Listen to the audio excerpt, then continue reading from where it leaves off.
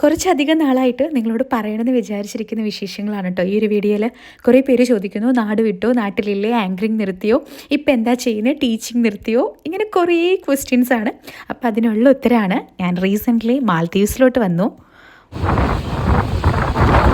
ഞാൻ വന്ന ദിവസം മാൽദീവ്സിൽ ഭയങ്കര മഴയായിരുന്നു. അങ്ങനെ ഒരു 8 മണിക്കൂറോളം എയർപോർട്ടിൽ പെട്ടുപോയി കേട്ടോ. ഒരു 11 മണിയായി റൂമിലെത്താനായിട്ട്. അത് കുറേ സ്ട്രഗിൾ ചെയ്തിട്ട് പിന്നെ നമ്മൾ വേഗം ഓടിപ്പോയി ഭക്ഷണം കഴിക്കാനുണ്ടായേ. അതിൻ്റെ ഇടയിൽ എൻ്റെ ലഗേജ് വെള്ളം കയറി ഭയങ്കര വെള്ളപ്പൊക്കം പോലെയായി ആ സിറ്റി ഭയങ്കര ക്രൗഡഡ് ആണ്. അതുകൊണ്ടാണ് കേട്ടോ അങ്ങനെ. ഒരു ചെറിയ മഴ പെയ്താൽ തന്നെ വെള്ളം കയറും. അങ്ങനെ എൻ്റെ ലഗേജ് എനിക്ക് കിട്ടിയില്ല. സോ ഇട്ടായിരുന്ന ഡ്രസ്സ് തന്നെ ഇട്ട് പിറ്റേ ദിവസം ഞാൻ മണി എക്സ്ചേഞ്ച് ചെയ്യാനും മെഡിക്കൽ എടുക്കാനും വീസ പ്രോസസ്സിങ്ങിനൊക്കെ ആയിട്ട് ഇറങ്ങിയേക്കാണ്. ഞാൻ ഒട്ടും ഹാപ്പി അല്ലായിരുന്നു. ഞാൻ ഏതെങ്കിലും ഒരു മലയാളിനെ കാണാൻ വേണ്ടി ഇങ്ങനെ കൊതിക്കായിരുന്നു. പക്ഷേ ഒരു 2 മണിക്കൂറിനുള്ളിൽ എനിക്ക് മനസ്സിലായി ആരും നമ്മളെ ഹെൽപ്പ് ചെയ്യില്ല.